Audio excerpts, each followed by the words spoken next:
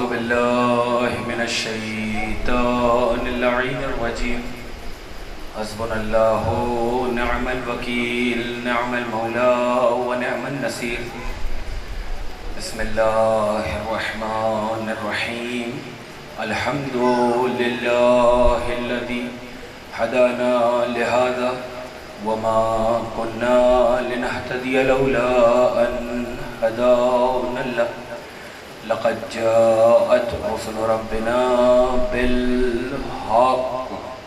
अस्सलातु वस्सलामु व तहिय्यतु वल इकराम अला बशीरिल नज़ीर वस्सिराजिल मुनीर अत्तुहुरुत ताहिर व दुर्रुल बाखिर मौलाना बिल क़ासिम मुहम्मद व अहले बैतिहि तय्यबीन अत्ताहिरीन मासूमीन मज़लूमीन मुंतखबीन मुंतजबीन मयामीन अलहुदातिल महदीन ला सियमा इब्न अम्मिही व वसियही व नजीह व बाबु मदीनते इल्मिही व नाइमु फी बैतिही व लिबासिही ज़ीनतुल महराबे वल मस्जिदे वल मिंबर फ़ातिहुल बद्रे वल हुनैने वल खैबर क़ातिलु मरहबियों व अम्रियों व अंतर इमामुल मशरिक़ैन साजिदुल क़िबलतैन वालिदुल हसनैन अल्लज़ी इमामुल मशारिक़ि वल मग़ारिब नुक़्ततो दाइरुल मतालिब मतलूब कुल्ले तालिब ग़ालिबु कुल्ले ग़ालिब मौलाना अली इब्न अबी तालिब। अम्मा बअदु फ़क़द क़ाल अल्लाहु सुब्हानहु व तआला फ़ी मुहकम किताबिहिल मजीद व फ़ुरक़ानिहिल हमीद व हुवा अस्दक़ुस सादिक़ीन व क़ौलुहुल हक़्क़। अऊज़ु बिल्लाहि मिनश शैतानिर रजीम। व लक़द कर्रमना बनी आदम व हमलनाहुम फ़िल बर्रि वल बहर व रज़क़नाहुम मिनत तय्यबाति व फ़द्दलनाहुम अला कसीरिम मिम्मन ख़लक़ना तफ़ज़ीला। सलावत।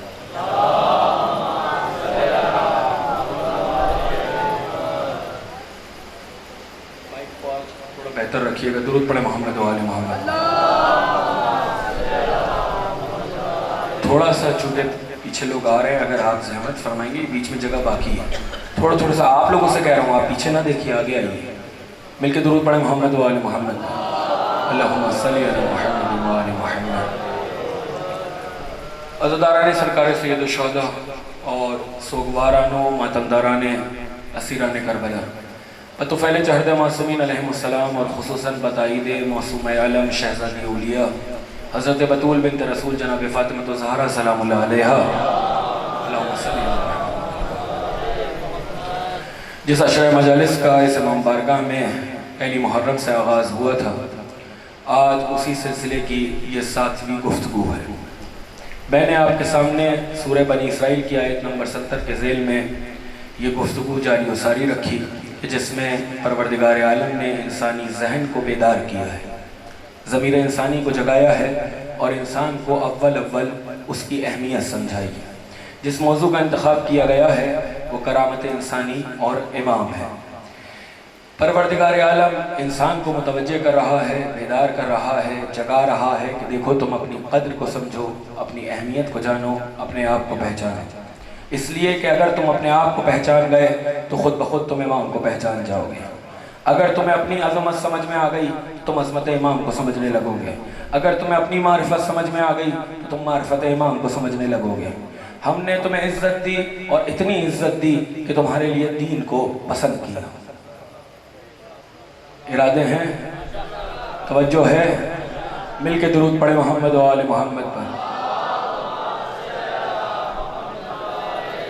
मालिक कौन सा दीन है जो इस इंसान के लिए पसंद कर रहा है? कहा पढ़ो कुरान। बिस्मिल्लाहिर्रहमानिर्रहीम। इन्नद्दीन इंदल्लाहिल इस्लाम। शुरू करो मजलिस को। खुदावंद आलम ने अपने दीन का तारुफ जिस अंदाज में फरमाया है, तो अंदाज़ तारुफ यह है कि अपने भेजे हुए दीन की तारीफ के साथ साथ तमाम अदियान की तरदीद भी हो रही है और ऐलान हो रहा है कि अल्लाह के नज़दीक इस्लाम दीन है। हालांकि अगर आप दीगर मज़ाहिब को और दूसरे अदियान को सामने रख के इस्लाम से तकाबुल करें तो आपको बहुत से मामलात में बहुत सी चीज़ें इस्लाम में और दूसरे मज़ाहिब में मुश्तरक नज़र आएंगी, कॉमन नज़र आएंगी। ऐसा नहीं है कि दूसरे मज़ाहिब में नेकियों का तसव्वुर नहीं है, खैर व खैरात का तसव्वुर नहीं है, लेकिन अगर आप इस्लाम को सामने रखेंगे दीगर मज़ाहिब के तो बहुत सी चीज़ें आपको क्या नज़र आएंगी, मुश्तरक नज़र आएंगी, कॉमन नज़र आएंगी। नेकियों का हर मजहब में तसव्वुर है। सच बोलना हर मजहब में अच्छा है, झूठ बोलना हर मजहब में बुरा है। माँ बाप की इताअत हर मजहब में अच्छी है, माँ बाप से बगावत हर मजहब में बुरी है। बुजुर्गों की खिदमत हर मजहब में अच्छी है, बुजुर्गों की तौहीन व तस्लील हर मजहब में बुरी है। नेकी का हर मजहब में तसव्वुर है। अच्छा आदमी मरने के बाद अच्छी जगह जाएगा, ये तसव्वुर हर मजहब में है। नेकी का हर मजहब में तसव्वुर है। अच्छा आदमी मरने के बाद अच्छी जगह जाएगा, अच्छी जजा पाएगा। बुरा आदमी मरने के बाद बुरी जगह जाएगा। नेकी का हर मजहब में तसव्वुर है। तो फिर क्या वजह है कि अल्लाह ने इस्लाम के अलावा किसी और दीन को बेहैसियत दीन तस्लीम न किया? जुड़िएगा मुझसे। क्या वजह है कि अल्लाह ने इस्लाम के अलावा किसी और दीन को बेहैसियत दीन तस्लीम न किया? तो अजीजों, वो शे जिसने इस्लाम को तमाम अदियान पे गलबा अता फरमाया और तमाम अदियान में मुमताज करार दिया, वो है तसव्वुर हुकूक इंसानी। बेदार हो जाइए, मैंने गुफ्तगू शुरू कर दी। वो है हुकूक इंसानी का तसव्वुर कि जो हुकूक इंसानी का मानोदान और जो हुकूक इंसानी की तबलीग व तरवीज दामन इस्लाम में है, वो आपको किसी और मजहब में दिखाई नहीं देगी। ये वाहिद दीन है कि जिसमें अल्लाह ने बंदों का हक अपने हक के बाद नहीं रखा है, बंदों का हक अपने हक के साथ रखा है। अल्लाह ने बंदों का हक अपने हक के बाद नहीं रखा, बंदों का हक अपने हक के साथ रखा। अकीमुस सलात व आतुज़ ज़कात, नमाज कायम करो, ज़कात अदा करो। ये नमाज अल्लाह का हक है, ज़कात बंदे का हक है। अल्लाह ने बंदों का हक अपने हक के बाद नहीं रखा, बंदों का हक अपने हक के साथ रखा है। जब नतीजा मिलेगा तो बहुत खुश होगे। अल्लाह ने बंदों का हक अपने हक के बाद नहीं रखा, बंदों का हक अपने हक के साथ रखा। जनाब ईसा दुनिया में आते हैं, अपना तारुफ फरमाते हैं, इन्नी अब्दुल्ला आतानी अल किताब व जअलनी नबिय्या। फिर अपनी जिम्मेदारियां बयान की, व औसानी बिस्सलात व ज़कात, कि मैं तुम्हारे दरमियान नमाज और ज़कात की तबलीग के लिए आया हूँ, नमाज और ज़कात की तरवीज के लिए आया हूँ। देखिए, अल्लाह ने बंदों का हक अपने हक के बाद नहीं रखा। ये नमाज अल्लाह का हक है, ज़कात बंदों का हक है, और फिर बंदों के हक को इतनी अहमियत दी कि कल रिवायत पढ़ के गया, अल्लाह के नबी ने फरमाया बहुत से लोग ऐसे हैं कि जिनकी नमाजें आसमानों तक नहीं पहुंचती। बहुत से लोग ऐसे हैं जिनकी नमाजों के लिए अल्लाह आसमानों पे ताले डाल देता है। तो साहब ने पूछा, या नबी अल्लाह, इसका क्या मतलब हुआ कि बहुत से लोग नमाज पढ़ते हैं मगर उनकी नमाजें आसमानों पे नहीं जाती? तो नबी ने फरमाया, वजह यह है कि बहुत से लोग नमाज तो पढ़ते हैं मगर वो सवारी जो नमाज को आसमान पे ले जाती है, उस सवारी का इंतजाम नहीं करते, उस सवारी का इंतजाम नहीं करते। असहाब ने फिर हाथों को जोड़ा, या नबी अल्लाह, वो कौन सी सवारी है जो नमाज को आसमान पे ले जाती है? नबी फरमाने लगे, विलायत अली है।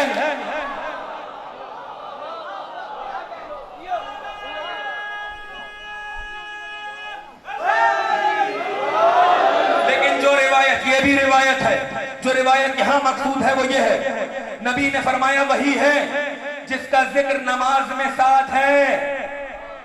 अकीमुस सलात व आतुज़ ज़कात, फरमाया ज़कात नमाज की सवारी का नाम है।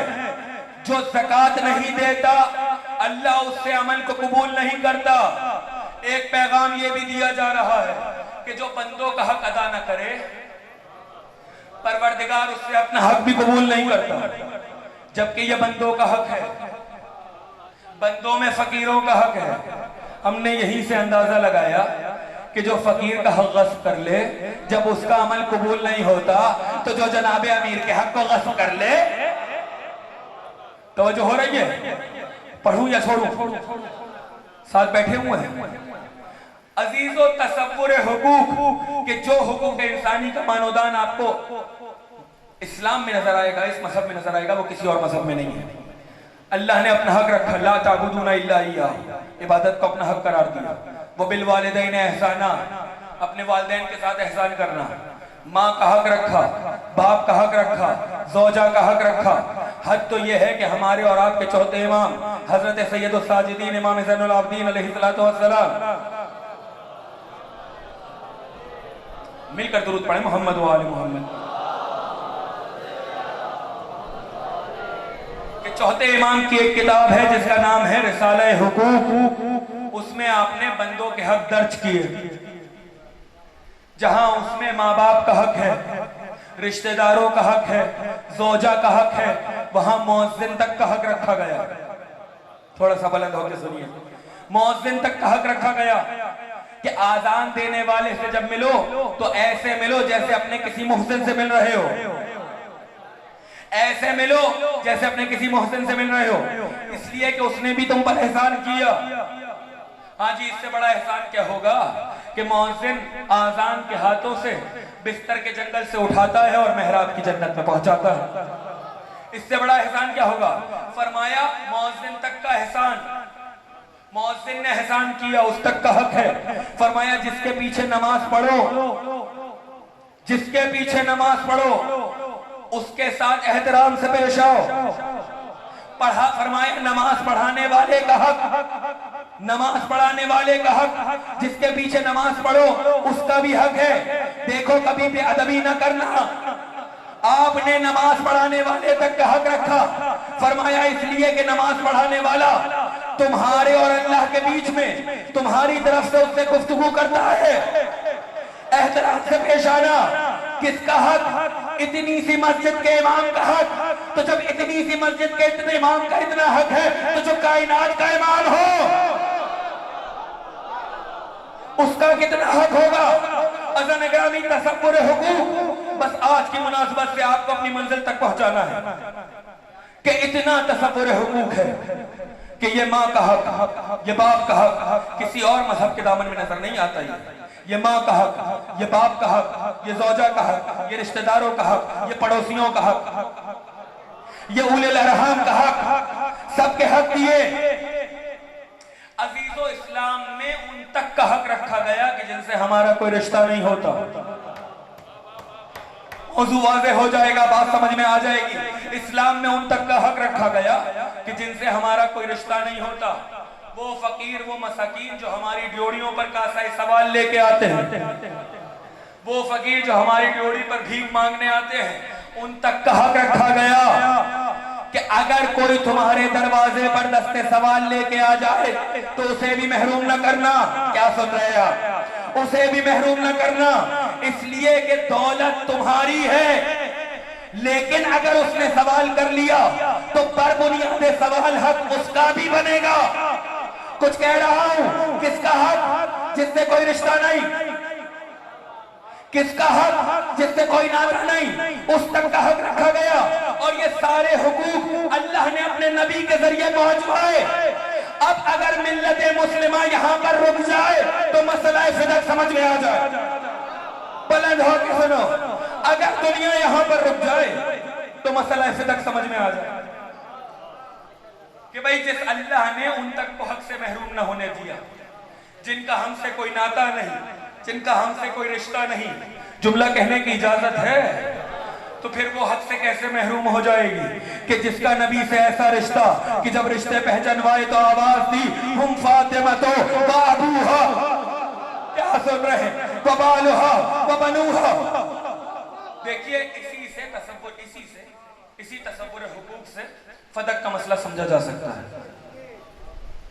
कि अल्लाह ने जिस नबी के जरिए पड़ोसियों को हक दिलवाए, माँ बाप को हक दिलवाए, उसी की बेटी को हक से महरूम कर दिया जाए। पढ़ूं फदक या छोड़ दूं? है इरादे उसी की बेटी को हक से महरूम कर दिया जाए। अजीजों, फदक का मसला जायदाद का मसला नहीं है, फदक का मसला प्रॉपर्टी का मसला नहीं है। फदक का मसला बागो बागात का मसला नहीं है। बस ये जुमला देखूंगा कि पहुंचा या नहीं पहुंचा। फदक का मसला वरासत का मसला नहीं है, अल्लाह की अदालत का मसला है। क्या सुना आपने? फदक का मसला वरासत का मसला नहीं, अल्लाह की अदालत का मसला, अल्लाह की अदालत का मसला। अब समझे हमारी शहजादी क्यों गई? अरे अपने को वारिस साबित करने नहीं गई, अल्लाह को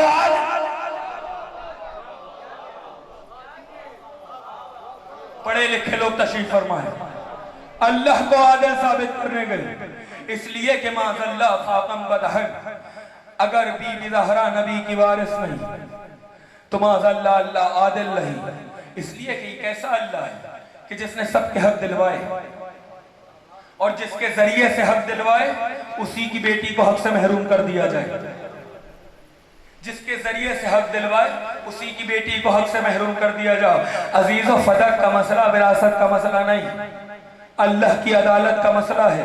ये बहस बात की है कि सबूत थे कि नहीं, गवाही थी कि नहीं, तहरीर थी कि नहीं, उसको रखा जाए ताक पर।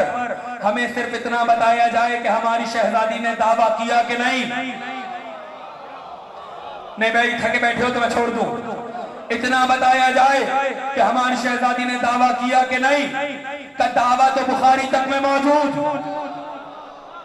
सैयदा ने दावा किया, तो जब सैयदा दावा करते हैं तो सैयदा का दावा दलील का मोहताज ही कहाँ है?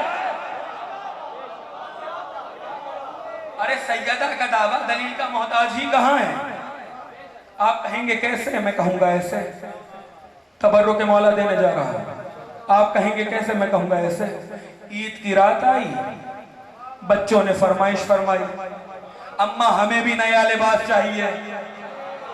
गौर से सुनिएगा, ईद की रात आई, बच्चों ने फरमाइश फरमाई, अम्मा हमें भी नया लिबास चाहिए। कब बच्चों तुम्हारा लिबास सिलने को गया है, बच्चों तुम्हारे कपड़े सिलने को गए हैं, सुबह को आ जाएंगे। क्या सुन रहे हैं आप? तुम्हारे कपड़े सिलने को गए हैं, सुबह को आ जाएंगे। ये जो सैयदा ने कहा, ये सैयदा का वादा है। आए हाय हाय, चलो चलो चलो मैं समझा देता हूं, नहीं पहुंची बात। लिबास हसनैन है सैयदा का वादा, फदक है सैयदा का दावा। पहले लिबास हसनैन है उनका वादा, फदक है उनका दावा। तवज्जो हो रही है? फदक सैयदा का दावा है, लिबास हसनैन सैयदा का वादा है। रात में वादा किया, सुबह को रिजवान दर्जी बन गया। रात में वादा किया, सुबह को लिबास आ गया। अरे जिसका वादा इतना सच्चा हो उसका दावा कितना।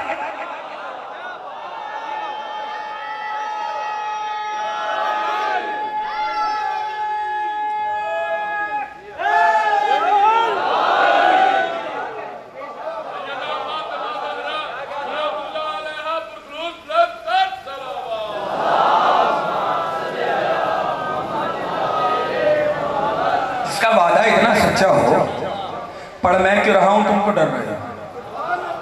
मैं पढ़ रहा हूं, तवज्जो हो रही है? पढ़ूं छोड़ूं? लिबास हसनैन है उनका वादा। जिनका वादा इतना सच्चा हो उनका दावा कितना सच्चा होगा? दावा किया तो साहब दावे से क्या होता है?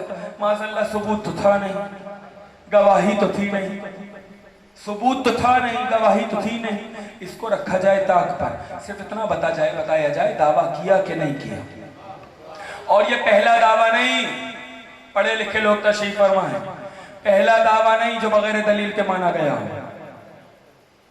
इससे पहले बहुत से दावे बगैर दलील के माने गए। एक मुकद्दस बीबी, नाम था मरियम। एक मोहतरम बच्चा, नाम था ईसा। मरियम गोद में ईसा को लेके निकली तो लोगों ने कहा, है हारून की बहन, तुम्हारे माँ बाप तो बड़े अच्छे किरदार के थे, तुम्हारी शादी हुई नहीं, अब हुआ नहीं, ये बच्चा कहां से आया?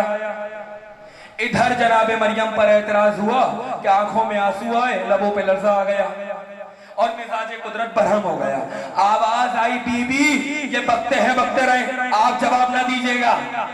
ये कहते हैं, कहते रहे, आप ज़बान न खोलिएगा। कुरान से मिजाज खुदा मालूम हुआ। खुदा नहीं चाहता कि कोई मासूमा किसी गुस्ताख को जवाब।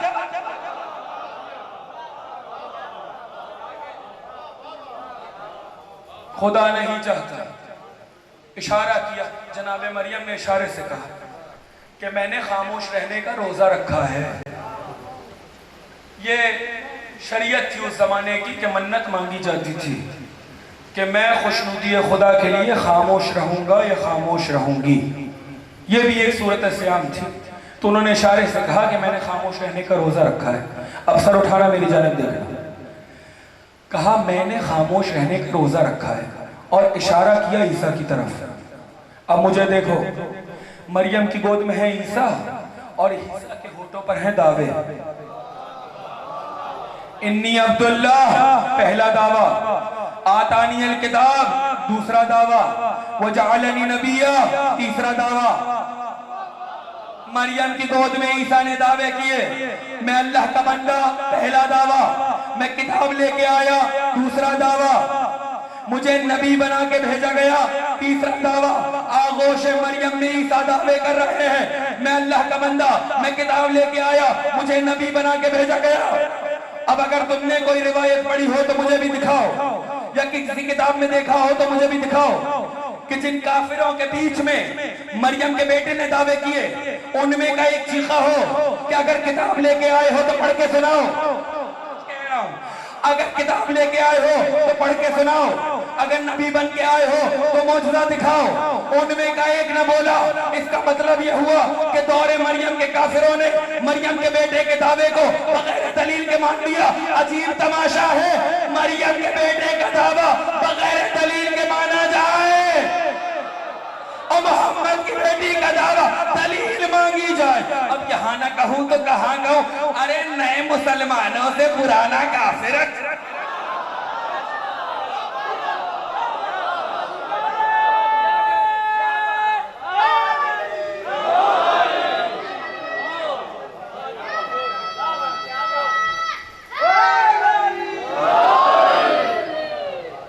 और ये तवज्जो, नए मुस्लिम से पुराना काफिर। अच्छा, उन्होंने कहा इन्नी अब्दुल्ला, मैं अल्लाह का बंदा। तो बंदे तो सब हैं, उसकी दलील किसी ने नहीं मांगी तो नहीं मांगी, मुझे भी उससे मतलब नहीं। फरमाने लगे आतानी अल किताब, मैं किताब लेके आया हूँ। अब इसके लिए तवज्जो चाहता हूँ, क्या कहा जनाब ईसा ने? क्या कहा? इन्नी, भैया कुरान है, मेरा बयान नहीं, आयत है, कोई रिवायत नहीं। आतानी अल किताब, में किताब लेके आया। किस किताब का जिक्र किया? इंजील का ना। जनाब ईसा पर इंजील नाज़िल हुई थी तो उन्होंने कहा मैं इंजील लेके आया। अब जितना मैंने पढ़ा, जनाब ईसा जनाब मरियम की गोद में है। मरियम की गोद में ईसा तो नजर आए, ईसा के हाथों में कोई किताब नजर नहीं आई। पढ़े लिखे लोग मेरे सामने बैठे हुए हैं भाई। जनाब ईसा मरियम की गोद में है, जनाब मरियम की गोद में ईसा नजर आए। ईसा के पास कोई किताब नजर नहीं आई। उलमा ने लिखा कि उस वक्त तो इंजील नाजिल ही नहीं हुई थी। इंजील कब नाजिल हुई? 30 साल की उम्र में। दावा कब किया? माँ की गोद में। अभी किताब आई नहीं है, ये दावा किस बात का कर रहे हैं? अभी किताब आई नहीं, ये दावा किस बात का? तो उलमा ने लिखा कि यहाँ किताब का मतलब और आके किताब नहीं है, इल्मे किताब है। कुछ कह रहा हूं, बुलंद होकर सुनो आखिरी बात। यहाँ और आके किताब नहीं, इल्मे किताब मुराद है। लीजिए एक बात और कुरान से पता चली कि शान मासूम ये होती है कि मासूम पर नुज़ूल किताब बाद में होता है, इल्मे किताब पहले मिल जाता है। ये कुरान नहीं सुनाया, आगोश मरियम से आगोश मोहम्मद तक पहुंचाया। अब कोई अहमद ये ना पूछे कि कुरान नाजिल होने से पहले अली ने कुरान के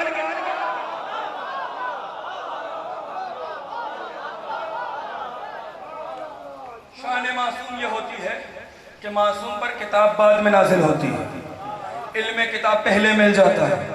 अब कोई ये ना पूछे कि आगोश पैगंबर में अली ने कुरान कैसे सुनाया, कैसे सुनाया। अच्छा, एक दिन एक यहूदी पैगंबर की खिदमत में आया। आखिरी बात गुफ्तगू तमाम की मैंने, पैगंबर की खिदमत में आया, कहा खातमुन नबीन, ए सैयदुल मुरसलीन, ये आपको आपकी उम्मत खातमुन नबीन कह के पुकारती है, सैयदुल मुरसलीन कह के पुकारती है।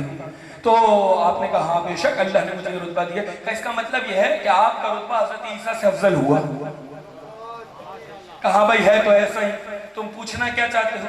तो मैं पूछना ये चाहता हूँ कि अगर आपका रुतबा, तवज्जो रखना, अगर आपका रुतबा जनाब ईसा से अफजल है तो जब ईसा दुनिया में आए तो बोलने लगे, आप दुनिया में आए तो आप क्यों ना बोले? पूछ रहा है यहूदी कि अगर आप ईसा से अफजल हैं तो वो तो आते ही बोले थे, आप क्यों ना बोले? नबी ने कहा अहमद, मैं बगैर बाप के पैदा हुआ था जो बोलता। क्या सुना आपने? फरमाया मैं बगैर बाप के आया कि जो बोलता। तो तुझे मालूम भी है ईसा क्यों बोले? तो क्यों बोले? क्या वो इसलिए बोले कि उनकी मां पर एतराज हुआ था, शान मरियम पर उंगलियां उठाई गई थी, तो वो जो बोले तो अपनी शान दिखाने के लिए नहीं बोले, इस्मत मरियम समझाने के लिए बोले। अगर ये जाया हो गया तो मजलिस बेकार।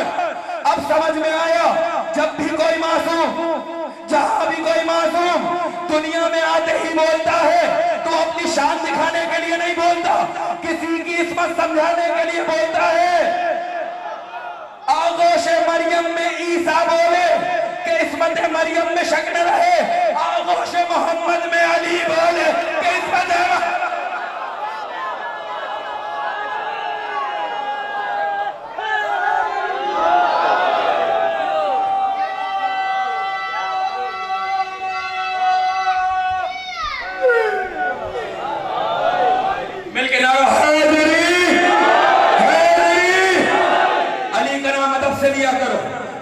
से लिया करो। तवज्जो हो रही है? जब भी कोई मासूम दुनिया में आते ही बोले तो अपनी शान दिखाने के लिए नहीं बोलता, किसी की इस्मत समझाने के लिए बोलता है। आगोश मरियम में ईसा बोले कि इस्मत मरियम में शक न रहे, आगोश पैगंबर में अली बोले कि इस्मत मोहम्मद में शक न रहे। आखिरी बात गुफ्तगू तमाम। ईसा ने क्या दावे किए थे?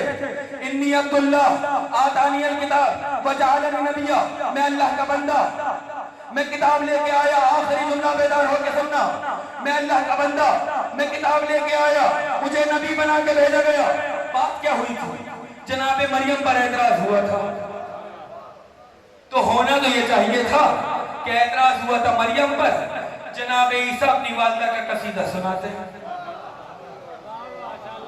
नहीं पहुंची बात भाई, होना तो ये चाहिए था कि जनाबे ईसा की वालिदा पर एतराज हुआ था, कसीदा मरियम का सुनाते, जनाबे मरियम की इस्मत की दलीलें देते, किरदार की दलीलें देते। अब इसे चाहे जैसे सुने, अपनी माँ का नाम भी ना लिया। एतराज हुआ मरियम पर, कसीदा अपना सुनाया। एतराज हुआ मरियम पर, शान अपनी बयान की।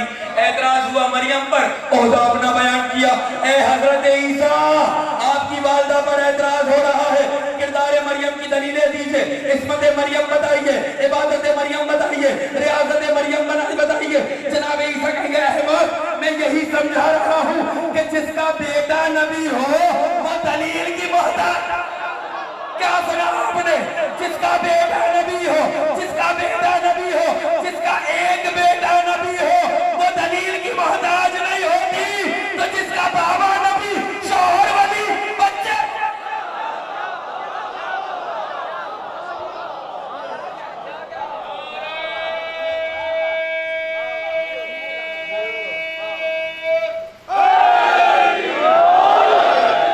जिसका एक बेटा नबी हो वो दलील की मोहताज नहीं।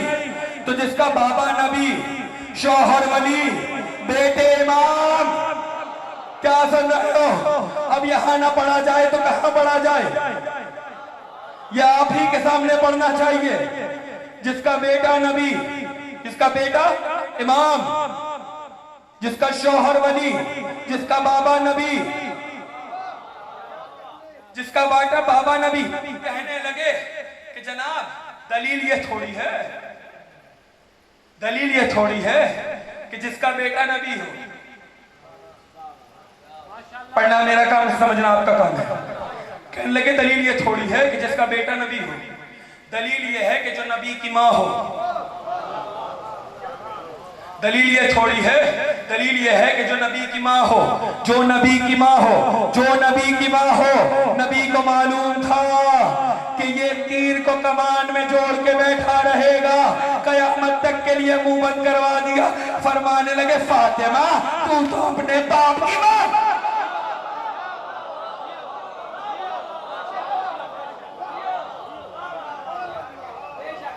फातिमा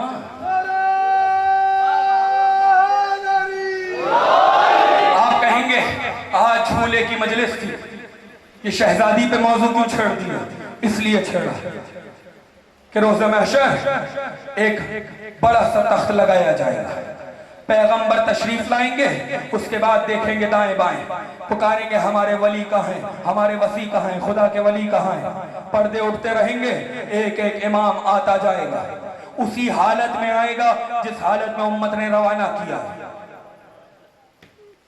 अली मैदान महशर में दाखिल होंगे, सर पे ज़रबत है, नबी अली से गले लगेंगे, खूब रोएंगे, अपने बराबर में बैठाएंगे, आवाज देंगे मेरे नवासे कहाँ हैं। मैदान महशर में हसन हुसैन दाखिल होंगे, उसी हालत में होंगे कि जिस हालत में उम्मत ने रवाना किया है। सोचो नबी का क्या आलम होगा। यहाँ तक के 12 के 12 जानशीन उस तख्त पे आके बैठ जाएंगे, आवाज दे के कहेंगे कि मेरी बेटी फातिमा कहाँ है। अभी ये पुकार ही रहे होंगे, क्या आवाज आएगी, अदब का मकाम है, अपनी निगाहों को झुकाओ। मैदान महशर में सब अपनी निगाहों को झुका लेंगे, एक पर्दा उठेगा, एक बीबी मैदान महशर में वारिद होगी। इस हालत में वारिद होगी कि उसके हाथ में छोटा सा बच्चा होगा, उसके हाथ में छोटा सा बच्चा होगा। पैगंबर देख के कहेंगे खदीजा ये कौन है जिसे अपने हाथों पे लेके आ रही हो। आवाज दे के कहेंगी ये आपकी फातिमा का बेटा मोहसिन है। कहने लगेंगे खदीजा फातिमा अपने बच्चे को लेके क्यों नहीं आई। इतने में दोबारा आवाज आएगी होशियार मैदान महशर में फातिमा दाखिल हो रही है। सैयदा दाखिल होंगी तो पैगंबर क्या देखेंगे, फातिमा के हाथ में भी एक बच्चा है, फातिमा उसे लेके आई है। आवाज देके कहेंगे फातिमा तुम अपने बेटे को लेके क्यों ना आई। तो फातिमा रो के कहेंगी ना बाबा मैं अली असगर हुसैन के बच्चे को लेके आई। सैयदा के हाथों में अली असगर होंगे। अजादारों 6 महीने के बच्चे का जिक्र है, 6 महीने के शहजादे का जिक्र है। मुसीबत के चंद जुमले सुनो और मुझे इजाजत दो। जानते हो जब मदीने से ये कारवान चला है, कारवान मदीने से ये चला है तो एक मकाम पर अब्बास ने कारवान को रुकवाया। कारवान रुका, हुसैन ने वजह पूछी कि अब्बास कारवान को क्यों रुकवाया। तो फरमाने लगे कि भैया आका मौला आपकी बेटी फातिमा सुहरा पीछे पीछे आ रही है और आवाज देती जा रही है बहलन बहलन। बाबा कारवान को रोकिए, थोड़ा आहिस्ता चलिए। कारवान रुकवाया गया। जानती हैं कि बाबा ने कहा है कि फातिमा सुगरा तुम हमारी अम्मा की शबी हो। हुसैन को सब गवारा था, ये गवारा नहीं था कि हुसैन की माँ की शबी कूफा और शाम के बाजारों में फिराई जाए। कहा नहीं बाबा आप जो सोच रहे हैं मैं इसलिए नहीं आई, बाबा मैं साथ चलने के लिए नहीं आई। फिर सुगरा क्यों आई हो। कहा बाबा आखिरी मर्तबा मेरे भैया अली असगर को मुझे दे दीजिए बाबा। जनाब रबाब की गोद से अली असगर को लिया गया, सुगरा के हाथों में दिया गया। सुगरा ने सीने से लगाया। आलम यह है, लिखा यह है कि हुसैन जब काफी देर गुजर गई ना, हुसैन आगे बढ़े और आगे बढ़ के बाहों को फैलाया और अली असगर को बुलाने लगे। अली असगर बहन से जुदा नहीं हुए। हुसैन ने देखा आए, ज़ैनब कुबरा से कहा कि बच्चे को बहन से जुदा करो। जनाबे ज़ैनब कुबरा आगे बढ़ी, भाई को बहन से जुदा करना चाहती थी, अली असगर को गोद में लेना चाहती थी। अली असगर बहन की गोद से नहीं आए, यहाँ तक कि माँ आ गई। जनाब उम्मे रबाब ने भी चाहा अली असगर को जनाब सुहरा से ले लें, लेकिन बच्चा माँ की गोद में भी नहीं आया। जानते हो जब बच्चा किसी के बुलाने पे नहीं आया है ना, 6 माह के हैं अली असगर, हुसैन आगे बढ़े, कान में अली असगर के कुछ कहा, जो ही कुछ कहा बच्चा उमक के बाप की गोद में आ गया। मुझे नहीं मालूम मक्तल ने नहीं लिखा कि हुसैन ने बच्चे के कान में क्या कहा, लेकिन मेरा दिल कहता है कि हुसैन ने कहा होगा, अली असगर अगर करबला नहीं चलोगे तो मेरी जंग तमाम कैसे होगी। अली असगर, अली असगर तुम ही तो मोहर खातिमियत हो। अली असगर तुम्हें चलना ज़रूरी है। अली असगर उमर के बाबा की गोद में आए, कारवान करबला पहुंचा, तमाम मंजिलें मैंने बीच से छोड़ दी। जुमले सुनोगे, लिखा है कि रोज़े आशूर जब मैदान में कोई जाने वाला न रहा ना, हुसैन तक तन्हा है, ज़मीन करबला पे सदा इस्तिग़ासा को बुलंद किया, हल मिन नासिरियन सुनना, है कोई जो हुसैन की मदद को आए। रबाब के खैमे से रोने की आवाज़ें बुलंद हुई। हुसैन रबाब बीबी के खैमे में आए। क्या हुआ बीबी? कहा आका, जब से आपने सदाए इस्तिग़ासा को बुलंद किया है, अली असगर ने अपने आप को गहवारे से गिरा लिया है। अली असगर ने अपने आप को गहवारे से गिरा लिया है। अली असगर को लिया, लेकिन लेने से पहले माँ को दिया। असगर का लिबास तब्दील करवाया माँ ने, सफ़ेद जामा पहनाया अली असगर को, गोया लिबास शहादत पहना रही है माँ, अपने हाथों से लिबास शहादत बच्चे को पहना रही है। हुसैन लेके चले। ईरान का एक आलिम है, वो बयान करते हैं, कहते हैं कि हाईवे पर मैं सफ़र कर रहा था कि रास्ते में मेरी गाड़ी बंद हो गई। मैं बाहर उतरा, लोगों को हाथ दे रहा था, गाड़ियों को हाथ दे रहा था कि कोई रुके कि जो मेरी मदद कर सके। कोई गाड़ी रुक नहीं रही थी। यहाँ तक कि जब कुछ देर हो गई ना, तो मुझे याद आया कि मेरा कोई कुछ महीने का बच्चा था उनका। कहते हैं कि वो गाड़ी में मौजूद था। मैंने उसे अपने हाथों में लिया और आके रोड पे खड़ा हो गया। जब मेरे हाथों में कुछ महीने के बच्चे को लोगों ने देखा है ना, तो एक के बाद एक गाड़ियों ने रुकना शुरू किया, और हर गाड़ी वाला रुक के यही कहता था कि ये आपके हाथ में छोटा सा बच्चा है, इस वक्त आप इस सड़क पे क्या कर रहे हैं। कहते हैं कि जब कई गाड़ियां आकर रुकी ना, तो मैं अपनी मुसीबत को तो भूल गया, मुझे हुसैन याद आ गए। अजरुकुम अल्लाह। आपने देखा है ना, जब घर पे कोई मांगने के लिए आता है, कोई मांगने के लिए आता है, अगर उसे ना दिया जाए तो वो किसी बच्चे को अगर अपने आगे कर दे, छोटे से बच्चे को देख के दिल में रहम आ जाता है। जो ना भी देने वाला हो, वो बच्चे को देख के कुछ ना कुछ दे देता है। हुसैन अली असगर को लेके चले, मना रहे हैं शबे कद्र करबला वाले। ये कुरान है जो हुसैन हाथ में लेके जा रहे हैं। फरमाने लगे, तुम्हारी निगाहों में कसूरवार मैं हूं ना, इस बच्चे ने तो तुम्हारा कुछ नहीं बिगाड़ा, इस बच्चे को थोड़ा सा पानी पिला दो। अज़ादारों, माँ जितनी भी भूखी हो, लेकिन ये बात बर्दाश्त नहीं कर सकती कि उसका बच्चा भूखा रहे। ये बर्दाश्त नहीं कर सकती कि उसका बच्चा प्यासा रहे। सलाम हो मेरा बाप पर, किस तरीके से 3 दिन गुजारे होंगे। अली असगर तड़पते थे, लेकिन बच्चे को देने के लिए कुछ न था। आखिरी जुमले, जब कोई जवाब देने वाला नहीं था ना, तो एक मर्तबा असगर को तपती हुई जमीन पे हुसैन ने रख दिया, और रखने के बाद कहने लगे, असगर तू हुज्जत खुदा का बेटा है, अब तू ही हुज्जत को तमाम कर। असगर ने अपनी नन्ही सी जबान को निकाला, और निकालने के बाद अपने होठों पर फिराना शुरू किया। फौजे अशकिया मुंह फेर फेर के रोने लगी। यहाँ तक कि उमर साद ने कहा, दरमियान की सब मंजिलें मैंने छोड़ दी। आज 7 मुहर्रम है, 8 मुहर्रम, 9 मुहर्रम, 10 मुहर्रम, 3 दिन बाद हुसैन करबला जा रहे हैं वापस। सुनो आखिरी जुमले, मुझे इजाजत दो। हुसैन ने जब असगर को लिटाया और हुज्जत तमाम की असगर ने, तो उमर साद ने कहा, हुरमला इक्ता कलामिल हुसैन, हुसैन के कलाम को मुनक़ते कर दे।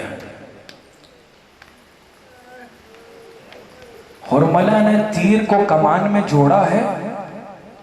हिस्सी होकर तुमसे बात करूं, क्या हुसैन नहीं देख रहे होंगे? देख रहे होंगे ना। बढ़ के बच्चे को हाथों में उठाया हुसैन ने, जब किसी ने जवाब नहीं दिया। सामने तीर जोड़ा जा चुका है। जानते हो ये कौन सा तीर था? जानते हो ये कौन सा तीर था? ये वो तीर था कि अरब में आपस में कबीलों में मुआहिदा हुआ था कि जब भी हम आपस में जंग करेंगे तो इस तीर को इस्तेमाल नहीं करेंगे।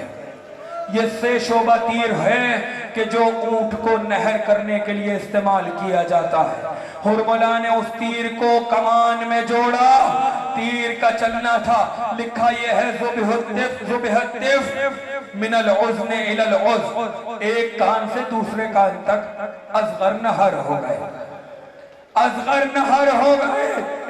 इनकार आसमां को है राजी जमीन नहीं, असगर तेरे असगर तुम्हारे खून का ठिकाना कहीं नहीं।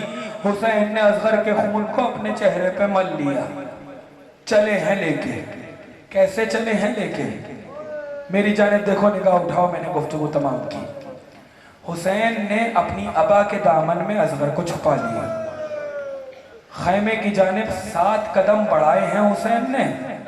जाहिरी लिहाज से 6 महीने के बच्चे का लाशा है ना, लेकिन हुसैन के लिए सबसे ज्यादा वजनी लाशा है ये। 7 कदम हुसैन ने आगे बढ़ाए, 7 कदम हुसैन ने पीछे हटाए। हर कदम पे कहते हैं इन्ना लिल्लाहि व इन्ना इलैहि राजिऊन, अल्लाह रे हुसैन के सब्र को सलाम। लेकिन ये भी कह रहे हैं रज़न बिक़ज़ाइही व तस्लीमन लिअम्रिक, परवरदिगार हुसैन तेरी कज़ा पे राजी है। दर खैमा पे सकीना खड़ी हुई है। जब बच्चे की प्यास मिट जाती है तो बच्चा सकूत इख्तियार कर लेता है, साकित हो जाता है। सकीना ने देखा कि बच्चे के अंदर हरकत नहीं है, तो कहने लगी बाबा असगर को पानी ले पिला लाए। बाबा अगर असगर को पानी पिला लाए तो थोड़ा सा पानी सकीना के लिए भी लिया दे। जो ही ये जुमला कहना था, हुसैन ने अपनी अबा को हटा लिया। बच्ची ने देखा, तड़प गई। अम्मा, मेरा बाप की निगाह पड़ी। जानती हो क्या कहा मेरा बाप ने? या बुनैया, ए मेरे बेटे, क्या तुझ जैसा भी नहर किया जाता है? आखिरी जुमले। एक गोद मेरा बाप की करबला में उजड़ी, एक गोद शाम में उजड़ी। जब शाम गरीबा खैमे जलाए गए और सारे खैमे जल गए, तो आखिरी निशानी जो असगर की थी वो झूला था, झूला भी जल गया। लुटा हुआ काफिला मदीने आया। रिवायत कहती है जनाब उम्मे रबाब जब तक जिंदा रही कभी साए में ना बैठी, घर के आंगन में बैठा करती थी। सैयद सज्जाद को आके ज़ैनब कुबरा ने कहा, तुम इमाम वक्त हो, उम्मे रबाब से कहो कि साए में आ जाएं। चले सैयद सज्जाद। अम्मा बीमार हो जाएंगी। अम्मा कब तक इस तरीके से बैठेंगी? अम्मा साए में आ जाएं। फरमाने लगी, बेटा, जिसका शौहर करबला में मारा गया हो, जिसकी गौर करबला में उजड़ी हो, जिसकी गौर शाम में उजड़ी हो, अरे रबाब के पास बचा क्या है? कमा इमाम वक्त हूँ, हुक्म देता हूँ साए में आ जाइए। अच्छा मेरा लाल, अगर तुम इमाम बन के हुक्म देते हो तो इतनी सी इजाजत दे दो कि उम्मे रबाब सजदा कर ले। अज़ादार सुन लोगे, उम्मे रबाब ने अपने सर को सजदे में रखा। कुछ देर गुजरी, ज़ैनब आगे बढ़ी, नब पे हाथ रखा। इन्ना लिल्लाहि व इन्ना